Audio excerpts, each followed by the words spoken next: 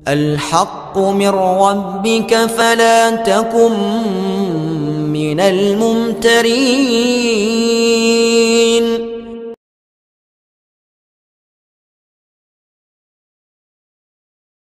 Dukun dakwah Al-Haqqu TV, pembangunan asrama, panti asuhan dan pondok pesantren Al-Haqqu, serta pembangunan Masjid Islami Center Al-Haqqu. Salurkan donasi Anda melalui Bank BNI Syariah, nomor rekening 0772617037 dengan kode bank 009 atas nama Muhammad Rais, pengasuh panti asuhan dan pondok pesantren Al-Haqqu.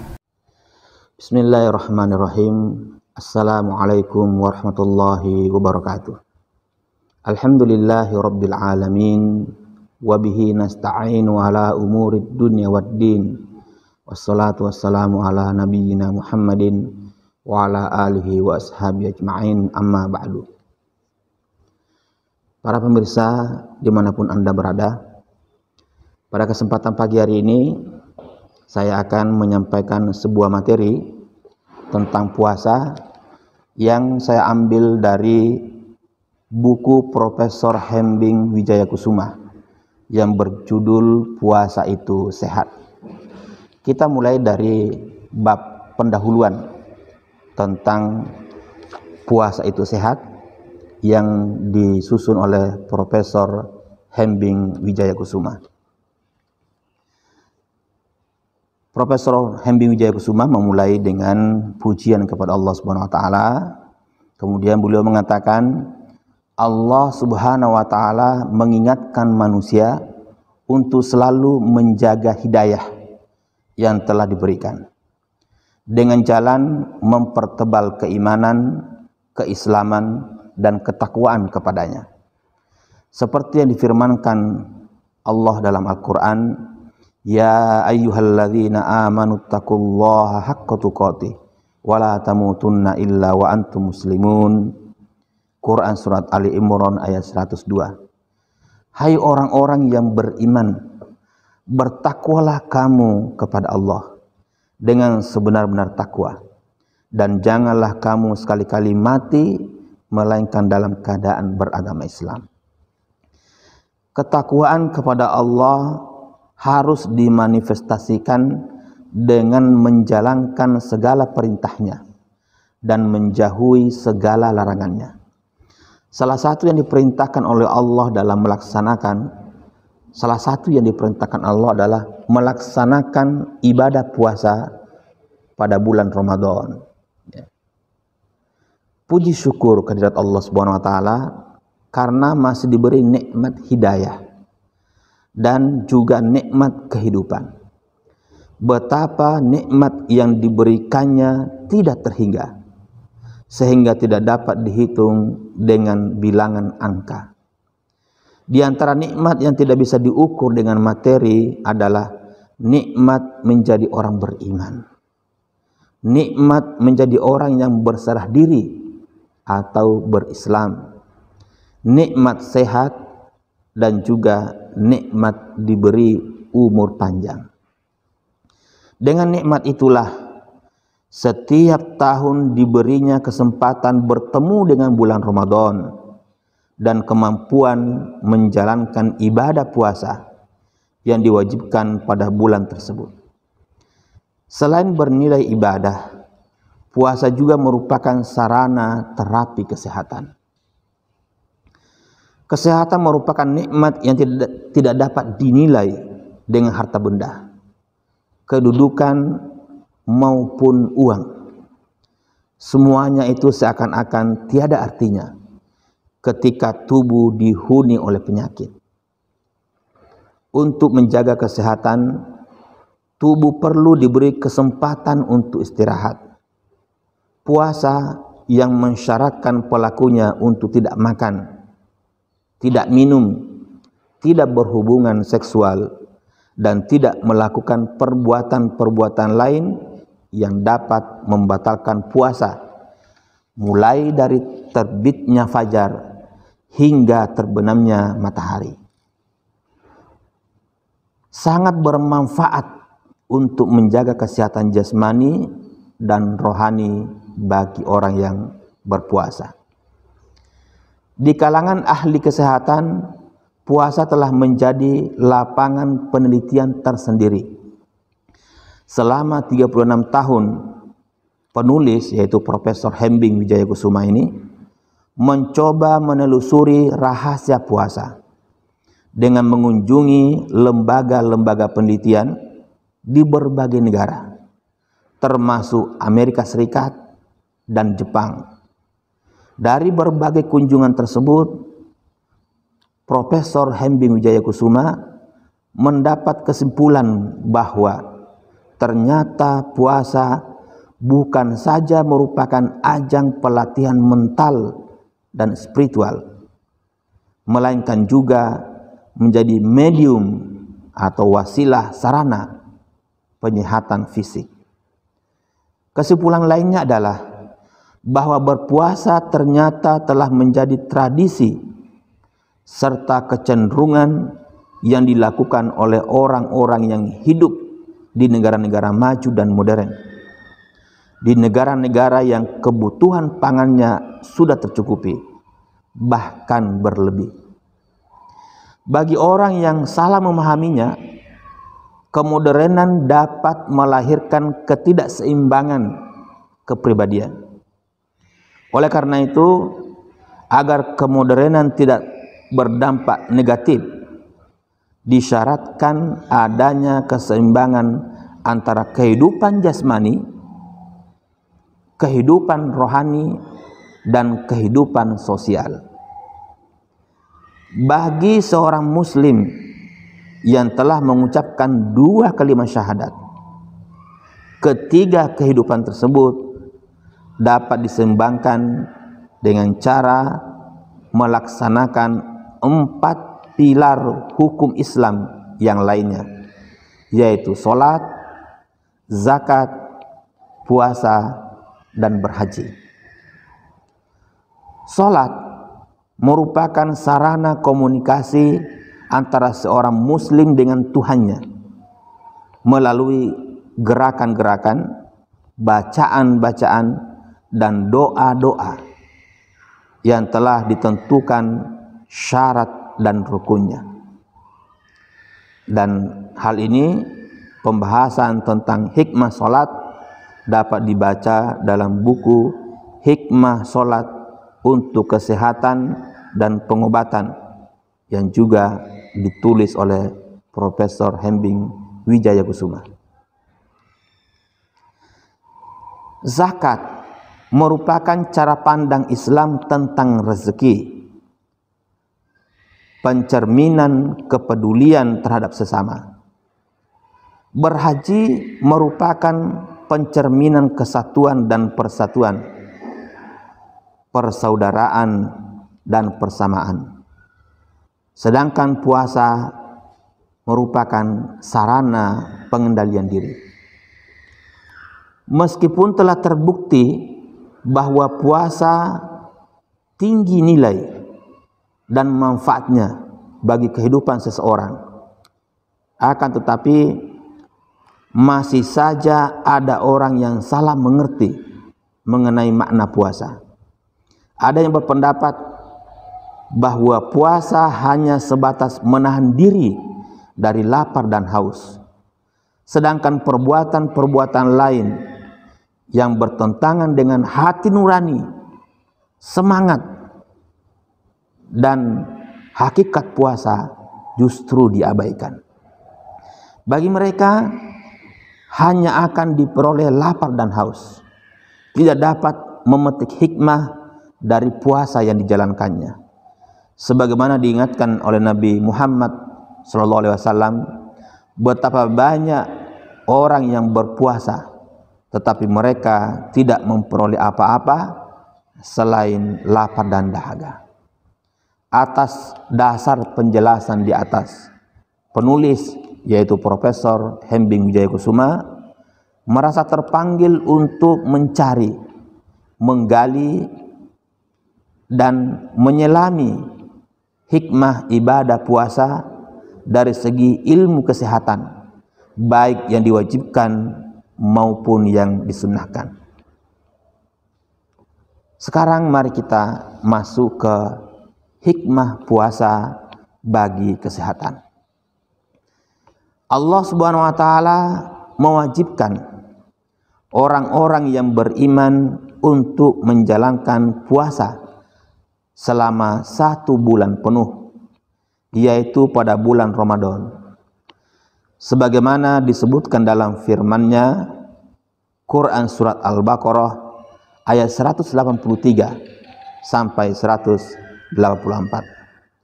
Ya ayyuhalladzina amanu kutiba alaikumus syiyam kama kutiba alal ladzina min qablikum la'allakum tattaqun ayyaman ma'dudat.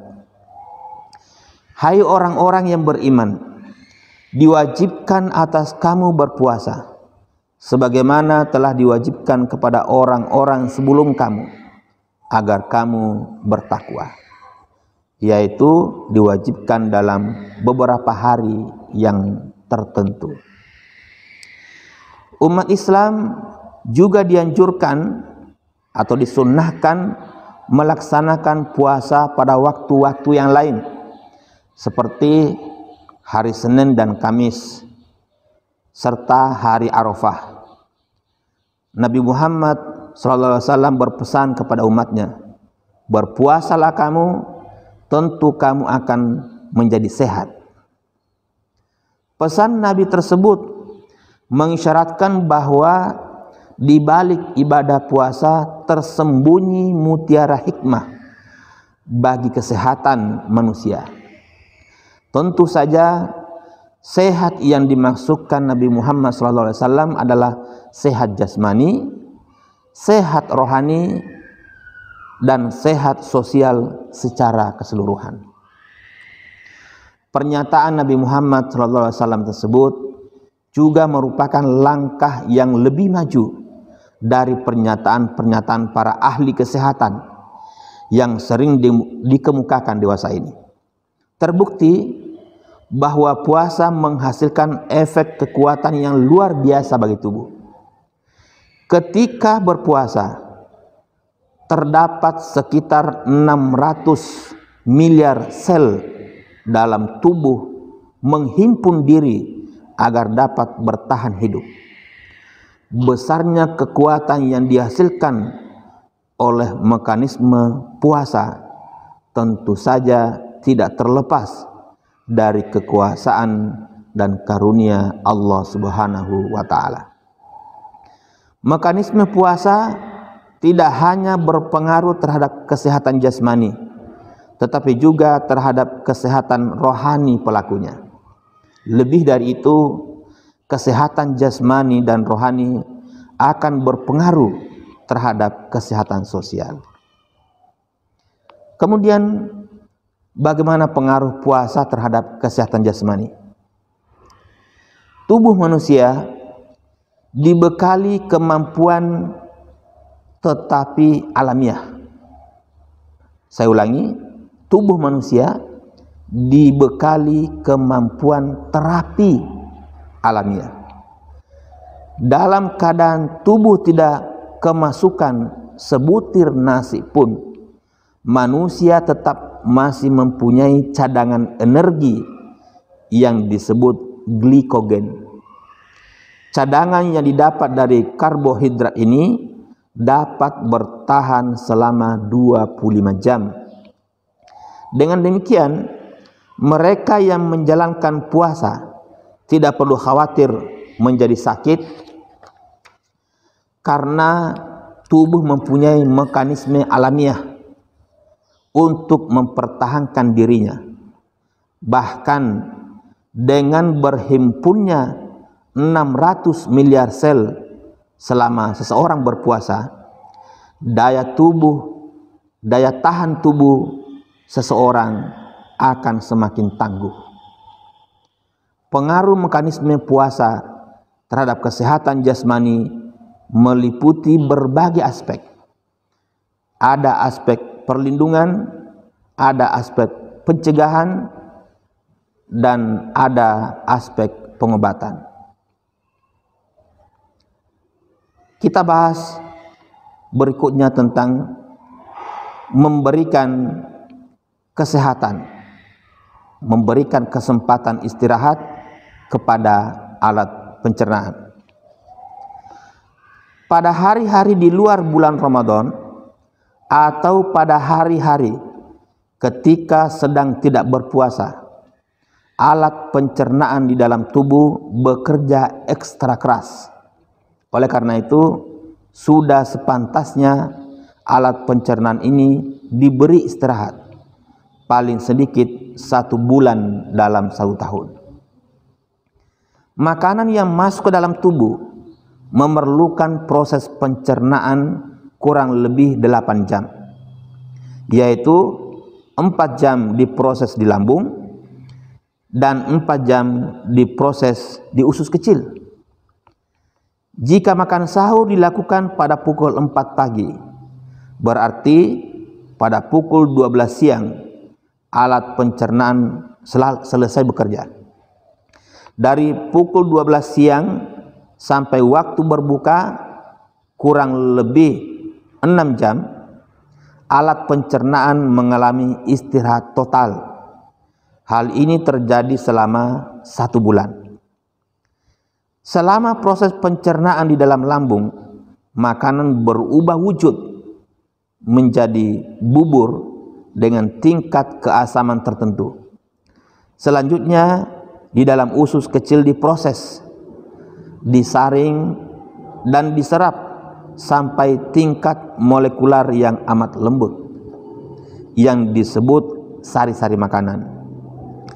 Setelah proses ini, sari-sari makanan yang mengandung gizi berproses menjadi darah yang kemudian disuplai ke seluruh tubuh.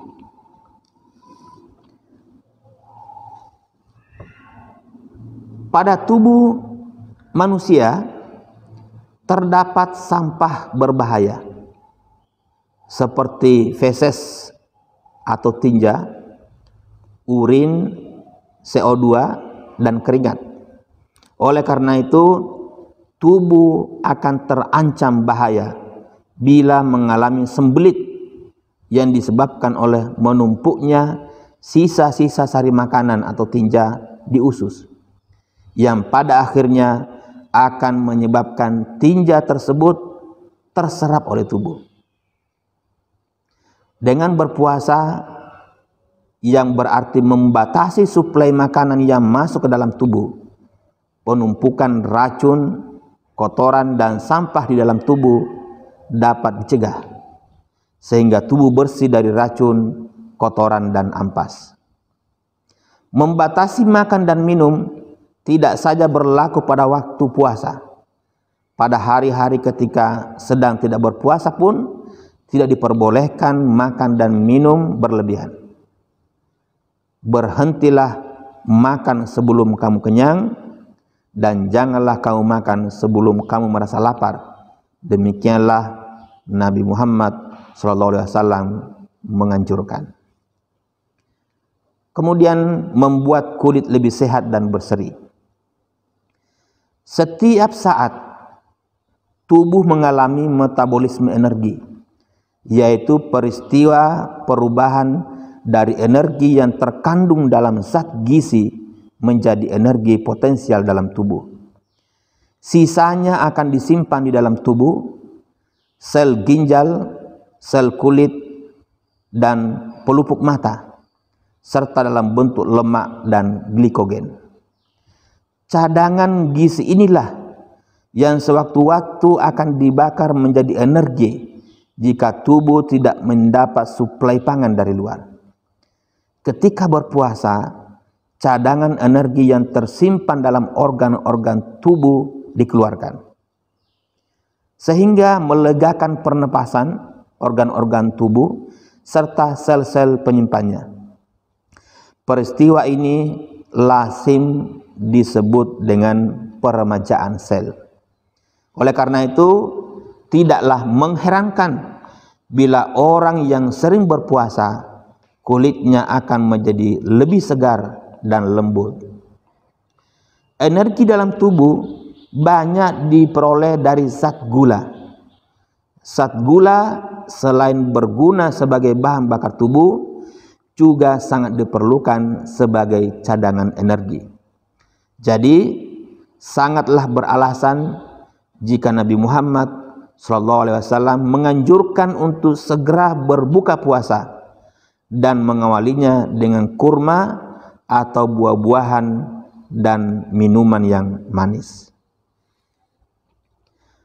Memblokir makanan untuk bakteri, virus, dan sel kanker.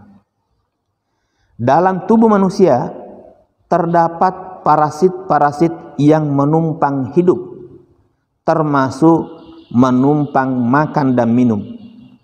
Dengan menghentikan pemasukan makanan, kuman-kuman penyakit, bakteri-bakteri, dan sel-sel kanker tidak akan bisa bertahan hidup. Mereka akan keluar melalui cairan tubuh bersama sel-sel yang telah mati dan toksin, menambah jumlah sel darah putih dan meningkatkan daya tahan tubuh. Menurut hasil penelitian di Universitas Osaka, Jepang, tahun 1930, setelah memasuki hari ke-7 berpuasa, jumlah sel darah putih dalam darah orang-orang yang berpuasa meningkat. Pada minggu pertama, hari pertama sampai ke-6 berpuasa, tidak ditemukan pertumbuhan sel darah putih.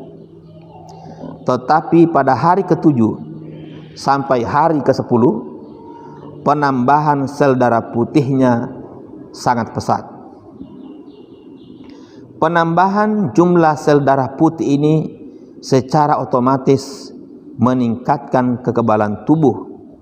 Sel-sel darah putih memang berfungsi melawan peradangan yang ada dalam tubuh, sehingga banyak penyakit radang yang dapat disembuhkan dengan berpuasa, seperti radang tenggorokan, radang hidung, radang amandel, radang lambung yang kronis, radang usus kronis, dan radang persendian. Dari eksperimen para peneliti di Amerika terhadap tikus putih yang tubuhnya diinjeksi dengan sel-sel kanker, terbukti bahwa kelompok tikus yang diberi terapi puasa tidak terkena kanker. Sebaliknya, kelompok tikus yang tidak diberi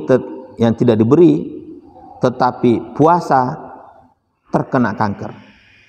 Saya ulangi, sebaliknya, kelompok tikus yang tidak diberi terapi puasa terkena kanker. Sementara itu, hasil penelitian pakar kedokteran Taiwan membuktikan bahwa pada tubuh manusia normal setiap hari diproduksi sel-sel kanker. Dengan demikian, setiap orang yang potensial terserang kanker. Jadi dengan demikian, setiap orang punya potensi terserang penyakit kanker. Akan tetapi, ternyata jumlah orang yang tidak terkena kanker jauh lebih banyak. Ini bisa terjadi karena tubuh manusia memiliki zat yang berfungsi menetralisir racun. Sel getah bening yang berada dalam sel darah putih memiliki keampuhan menghancurkan sel-sel kanker yang disebut vaksinasi sel. Meningkatkan daya serap makanan.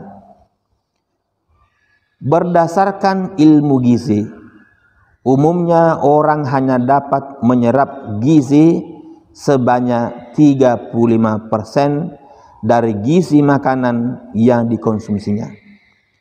Dengan berpuasa, penyerapan gizi dapat mencapai 85%. Hal ini dapat dijelaskan sebagai berikut.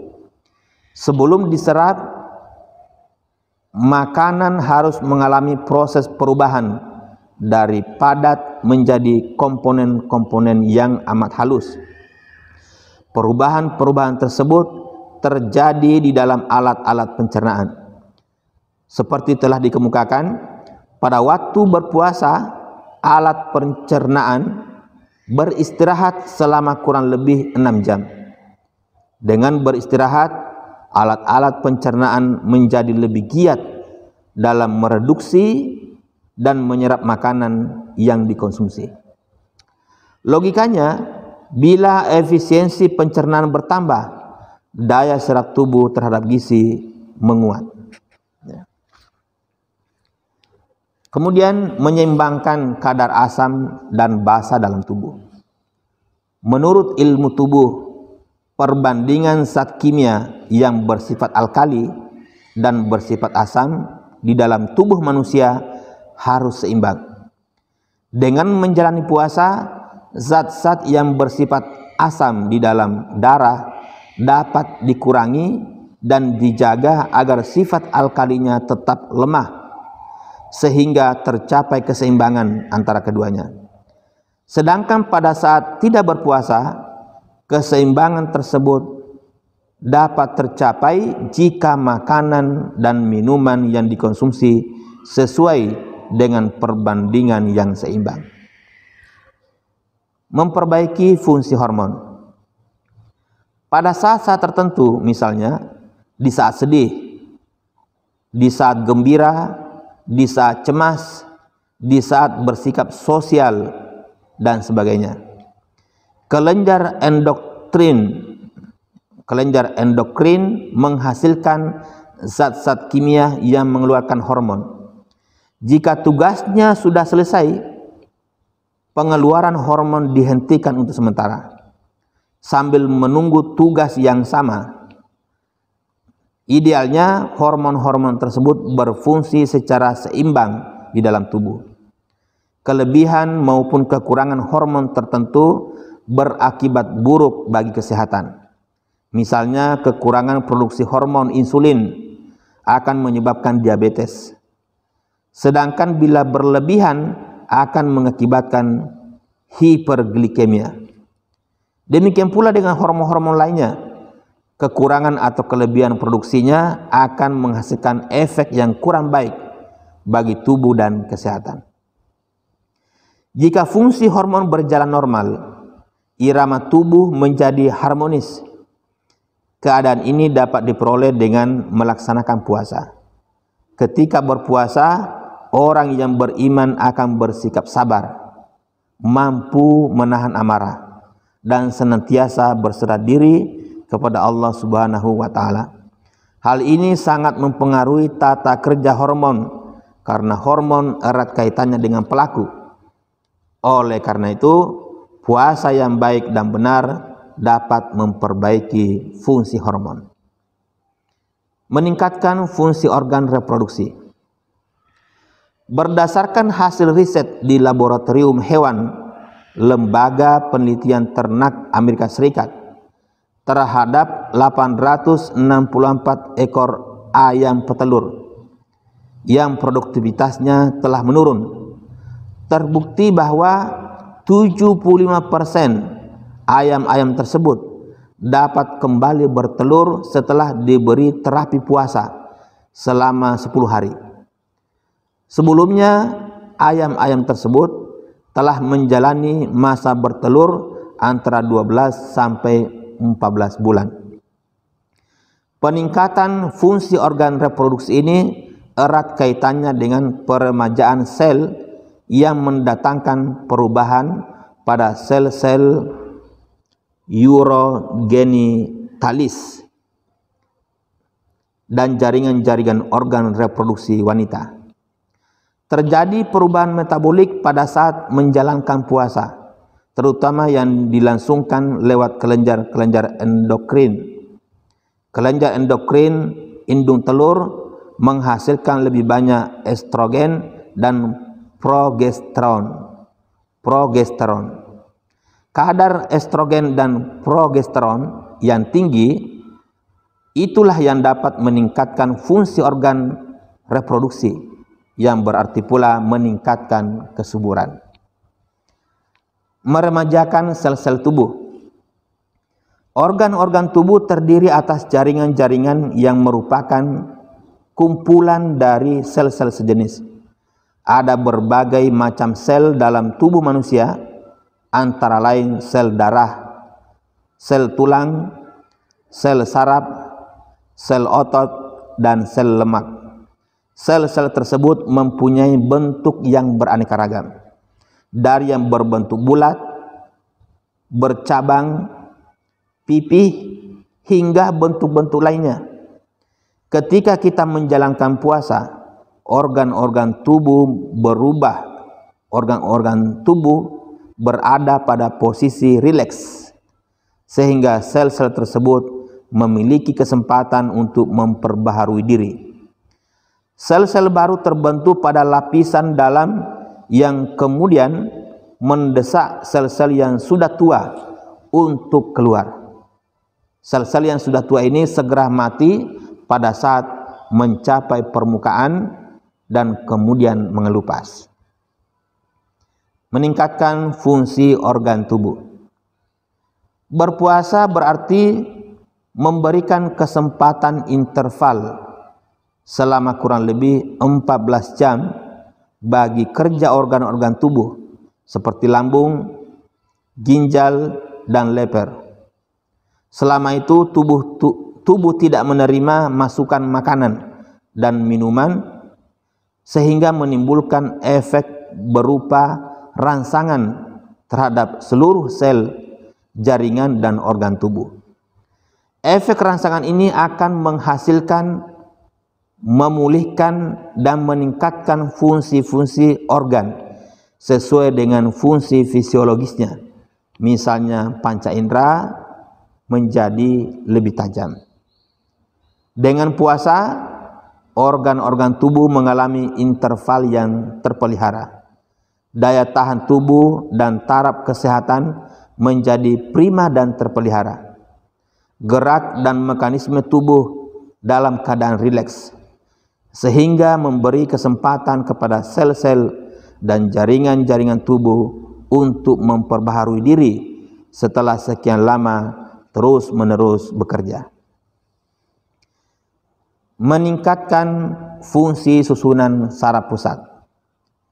Susunan saraf pusat terdiri dari otak dan saraf tulang punggung. Otak manusia yang beratnya sekitar 1,3 kg tersusun atas jaringan yang rumit. Otak bertindak atas dasar informasi yang diterima terus-menerus dan tiada putus-putusnya, serta dibantu oleh saraf dan hormon. Otak juga mengatur suhu badan, tekanan darah, keseimbangan kadar kimia dalam tubuh, oksigen dan karbon dioksida dalam darah, serta keadaan dan kadar berbagai zat kimia yang dikirimkan dan diambil dari berbagai organ tubuh. Otak juga berfungsi memberitahu kapan saatnya tubuh membutuhkan makanan, tidur, bangun, dan sebagainya. Begitu banyak kelebihan otak manusia dibanding dengan komputer. Otak yang berwujud seperti agar-agar memiliki kemampuan berpikir, berimajinasi, dan berkreasi yang tidak bisa dilakukan oleh komputer. Seorang muslim mengawali puasa dengan niat yang ikhlas dan rela hanya karena Allah Subhanahu wa taala. Dengan keikhlasan dan kepasrahan yang tulus, susunan saraf akan berada dalam keadaan tenang, seimbang, dan rileks. Gangguan-gangguan berupa arus informasi yang datang dari dalam maupun dari luar diri orang yang berpuasa, dalam bentuk emosional maupun dari godaan setan seperti penyakit hati, ya, antara lain ria atau pamer, dendam, fitnah, dengki, takabur atau sombong, dan kecil hati dapat diredam dan dikendalikan. Selain itu, bulan Ramadan merupakan bulan yang suci. Saat seorang muslim cenderung menjauhi dan dijauhkan dari godaan-godaan buruk dan jahat, kondisi seperti ini dapat mengembalikan fungsi fisiologis susunan saraf pusat. Jadi bulan Ramadan ini merupakan bulan suci, saat atau waktu seorang muslim cenderung untuk menjauhi dan dijauhkan dari berbagai godaan buruk dan godaan yang jahat. Kondisi yang seperti inilah yang dapat mengembalikan fungsi fisiologis susunan saraf pusat. Kemudian pengaruh puasa terhadap penyembuhan penyakit. Ibadah puasa mengandung banyak hikmah. Para pakar kesehatan di negara-negara maju telah membuktikannya. Salah satu hikmah puasa yang berhasil ditemukan oleh para pakar kesehatan tersebut adalah efek puasa terhadap penyembuhan penyakit. Di beberapa negara seperti Jepang, Korea, Perancis, Cina, Taiwan, dan Amerika Serikat, puasa telah dijadikan sarana pengobatan penyakit. Dua kota di Jepang, yaitu Osaka dan Kyoto, pernah dikunjungi penulis, yaitu Profesor Hembing Wijayakusuma ini, untuk melihat secara langsung sanatorium puasa yang dijadikan tempat pengobatan dan terapi kesehatan. Berdasarkan hasil penelitian para ilmuwan, puasa tidak hanya memberikan efek kesehatan pada tubuh, tetapi juga dapat membantu usaha penyembuhan penyakit, antara lain stroke, pengerasaan pembuluh darah, tekanan darah tinggi, tekanan darah rendah, diabetes, kanker hati, kanker lambung, hepatitis, pendarahan otak, gangguan ginjal, radang tenggorokan, radang hidung, radang amandel, dan radang kandung kemih. Sekalipun puasa memiliki efek penyembuhan, beberapa penyakit ada yang tidak dapat diatasi dengan terapi puasa. Misalnya penyakit jiwa yang parah, diabetes yang telah diberi insulin lebih dari 5 tahun, dan pendarahan usus hingga tinja berwarna hitam.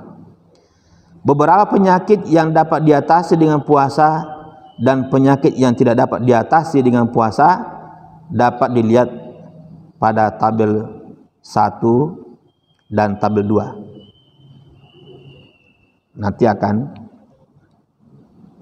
kami berikan di dalam layar Anda para pemirsa Al-Haqqu TV. Para penderita penyakit yang masih kuat menjalankan ibadah puasa tetap diwajibkan menjalankan puasa Ramadan.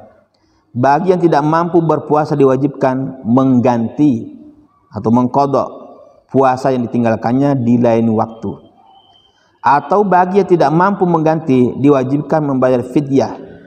Kewajiban membayar fidyah juga diwajibkan atas orang yang lanjut usia, yang sangat lemah, yang tidak mampu menunaikan puasa lagi.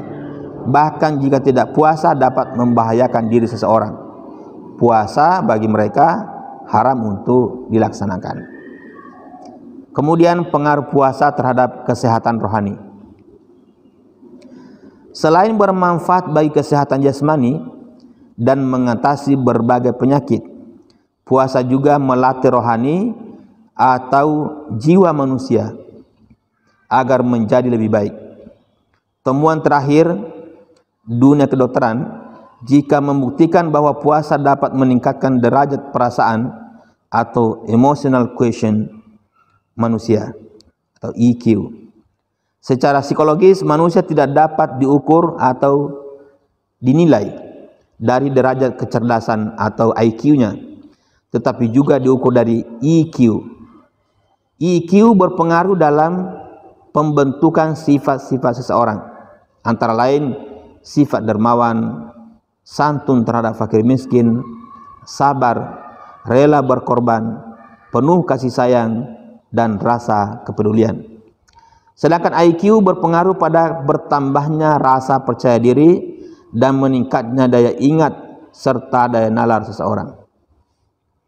Meningkatnya kemampuan mengendalikan diri ketika berpuasa erat kaitannya dengan meningkatnya EQ seseorang, karena orang yang berpuasa terlatih untuk bersabar, tenang, dan tidak cemas.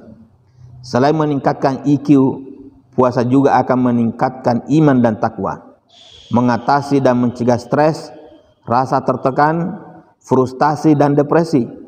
Lebih dari itu, puasa juga akan menghilangkan penyakit-penyakit hati yang dapat mengganggu kesehatan jiwa, seperti dendam, dengki, riya, dan takabur. Dari segi kesehatan mental, puasa erat kaitannya dengan kemampuan mengendalikan diri.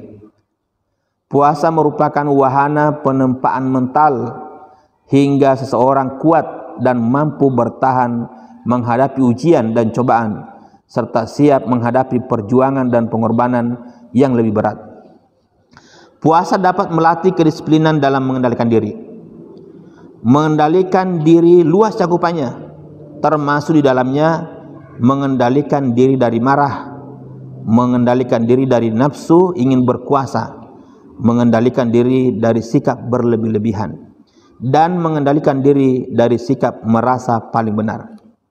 Mengendalikan diri dari sikap berlebihan membuat diri sadar bahwa sebagian rezeki dan harta benda yang dimiliki sesungguhnya merupakan hak fakir dan miskin, anak yatim, saudara-saudara yang masih hidup di bawah garis kemiskinan, baik kemiskinan materi maupun kemiskinan mental spiritual.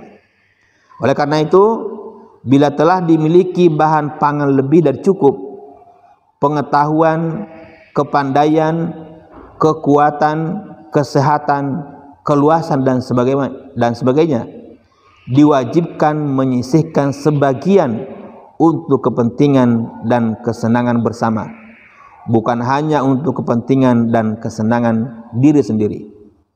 Konsep seperti itulah yang dalam Islam disebut dengan zakat.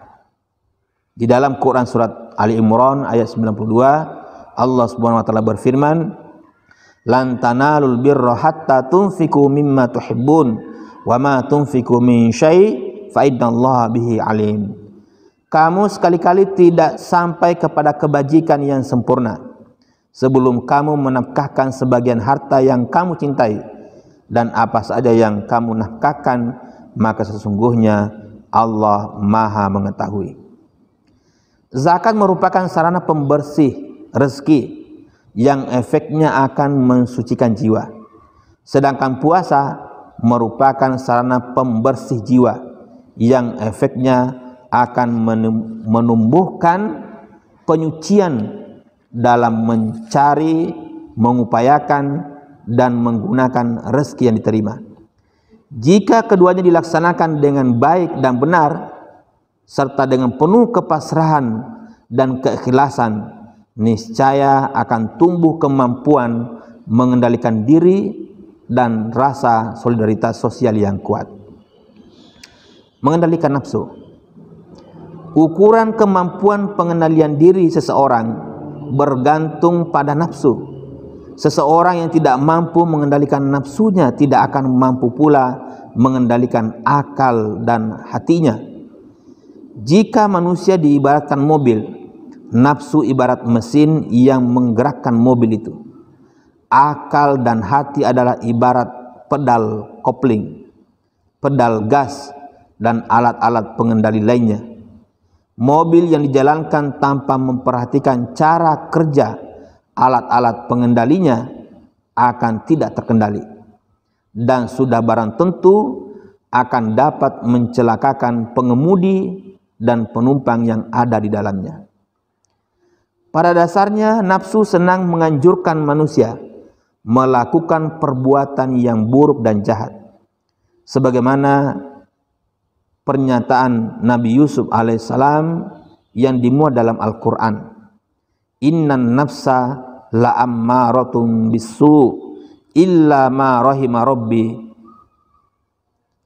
Karena sesungguhnya nafsu itu selalu menyuruh kepada kejahatan, kecuali nafsu yang diberi rahmat oleh Tuhanku. Quran surah Yusuf ayat 53. Mengingat sifat dasar nafsu yang bila tidak mendapat tuntunan dan petunjuk dari Allah SWT selalu mengajak manusia ke jurang kehancuran, sangat masuk akal jika Nabi Muhammad SAW menyatakan bahwa perang yang paling berat, jihad kubra, adalah perang mengendalikan hawa nafsu. Dilihat dari fungsinya, nafsu yang menyertai hidup dan kehidupan manusia dapat dibedakan menjadi dua kategori. Pertama adalah nafsu yang melayani kepentingan dan kebutuhan jasmani, dan kedua nafsu yang melayani kepentingan dan kebutuhan rohani. Nafsu yang melayani kepentingan dan kebutuhan jasmani antara lain meliputi nafsu makan dan minum serta nafsu seks. Nafsu ini perlu karena tanpa adanya nafsu makan dan minum, manusia tidak akan dapat mempertahankan kelangsungan hidupnya. Demikian pula jika manusia tidak memiliki nafsu seks, maka manusia tidak akan dapat melahirkan keturunan, sehingga generasi penerus takkan pernah ada. Jelaslah bahwa fungsi utama dari nafsu jasmani di atas adalah sebagai sarana untuk melestarikan kehidupan dan kepentingan manusia itu sendiri, di samping sebagai sarana untuk menyalurkan kesenangan jasmaniahnya. Berbeda dengan fungsi nafsu jasmani, fungsi nafsu rohani tidak berhubungan langsung dengan kenikmatan jasmani maupun kelangsungan hidup. Manifestasi nafsu rohani sangat bertalian erat dengan fungsi keinderaan. Nafsu ini bisa berawal dari pendengaran, penglihatan, penciuman, ucapan dan sebagainya. Namun pada umumnya penyaluran nafsu rohani lebih sering dilakukan melalui lidah atau ucapan, seperti senang menggunjingkan orang atau menyebarkan gosip, memfitnah dan berbohong. Oleh karena itu, mengendalikan diri dari nafsu yang satu ini sangat penting. Ucapan yang tidak terkendali sangat potensial menjatuhkan orang lain. Sebagai contoh, gosip atau fitnah dapat menyebabkan tercemarnya nama seseorang yang tidak bersalah. Terjadi perang saudara dan saling bunuh antar sesama. Dengan kabar bohong akan terjadi kerugian bagi yang mempercayainya. Sumpah palsu menyebabkan pemutarbalikan kebenaran dan melahirkan kezaliman. Nafsu rohani melalui lidah atau ucapan, jika diarahkan kepada kebaikan, akan melahirkan untaian kata-kata yang menyejukkan hati, mendamaikan permusuhan, meredam kemarahan, mengalirkan doa-doa yang menyelamatkan, melantungkan pujian-pujian kepada Allah dan sebagainya. Nafsu rohani dapat pula disalurkan melalui telinga. Telinga merupakan indera yang berfungsi sebagai tempat masuknya informasi yang berwujud suara. Informasi yang didengarkan ada yang baik dan ada juga yang buruk. Keduanya dapat mempengaruhi nafsu jasmani manusia. Jika informasi yang didengar tidak disaring, dan kalau yang lebih dipercayai adalah informasi yang tidak benar, ketidakbenaran tersebut akan cenderung diikuti. Bila seseorang mendengar sesuatu yang buruk yang menyangkut dirinya dan orang itu tidak mampu mengendalikan diri, akan dapat menimbulkan rasa malu atau marah pada diri orang tersebut. Tetapi bila nafsu pendengaran diarahkan untuk menyenangi suara-suara yang indah dan merdu, seperti menyimak, mendengarkan alunan firman-firman ilahi dan mendengarkan nasihat-nasihat yang bijak, tentu akan mendorong ke arah kebaikan. Begitu pula dengan nafsu indra-indra yang lain. Bila dapat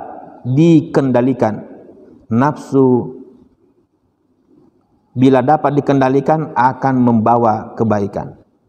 Akan tetapi bila diikuti, nafsu akan membawa kepada keburukan dan bencana. Kemampuan mengendalikan diri menurut ilmu jiwa merupakan salah satu ciri jiwa yang sehat. Bagi orang beriman, alat pengendalian dirinya adalah keimanan yang telah menjelma menjadi kepribadian. Jika bisa dicapai, keimanan tersebut akan mengarahkan setiap perilaku manusia. Keimanan dan pengendalian diri merupakan senjata yang ampuh untuk menghadapi berbagai godaan, baik yang timbul dari dalam maupun dari luar. Problema utama kesehatan jiwa adalah timbulnya berbagai stresor psikososial pada masyarakat, seperti ketidakmampuan mengikuti perkembangan zaman, adanya kesenjangan komunikasi, beban kerja yang menumpuk, target yang tidak tercapai, beban kerja yang menumpuk, adanya persaingan yang tidak sehat. Akibatnya banyak orang menderita ketegangan, kecemasan, depresi, tidak puas, kecewa, curiga berlebihan kepada orang lain, dan sebagainya. Mengambil pernyataan Federasi Kesehatan Jiwa Dunia WMFH dan Badan Kesehatan Dunia WHO, situasi kesehatan jiwa saat ini merupakan krisis yang tidak terungkap, yang akan semakin buruk di tahun-tahun mendatang. Oleh karena itu, masalah kesehatan jiwa mendapat tempat dalam agenda internasional, dan tiap tanggal 10 Oktober diperingati sebagai Hari Kesehatan Jiwa Sedunia.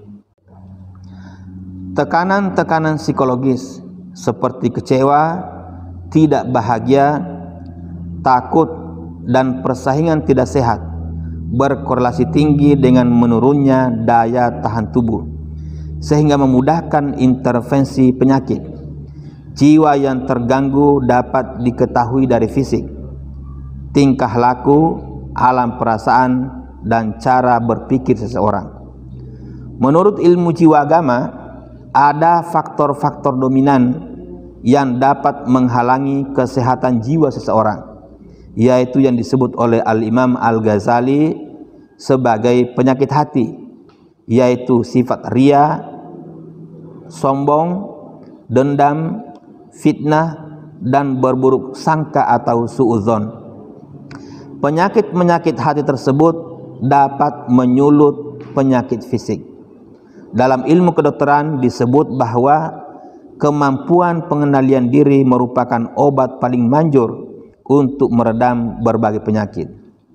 Dr. Franklin, ahli bedah jantung dari Amerika Serikat, menerangkan bahwa sikap-sikap negatif seperti marah, dendam, dan iri hati adalah sifat-sifat yang menurunkan daya tahan tubuh dan memperburuk kesehatan. Al-Quran telah menyinggung masalah penyakit jiwa ini seperti pada ayat berikut. Quran surat Muhammad ayat 29, am hasiballadzina fi qulubihim marad allam yukhrijallahu adghanahum. Apakah orang-orang yang terdapat penyakit dalam hatinya mengira bahwa Allah tidak akan menempatkan kedengkian mereka. Demikian para pemirsa Al-Haqqu TV, bagian awal dari buku Profesor Hembing Wijayakusuma tentang puasa itu sehat. Insyaallah akan kita lanjutkan berikutnya tentang bab yang lain. Demikian, billahi taufiq wal hidayah. Wassalamualaikum warahmatullahi wabarakatuh.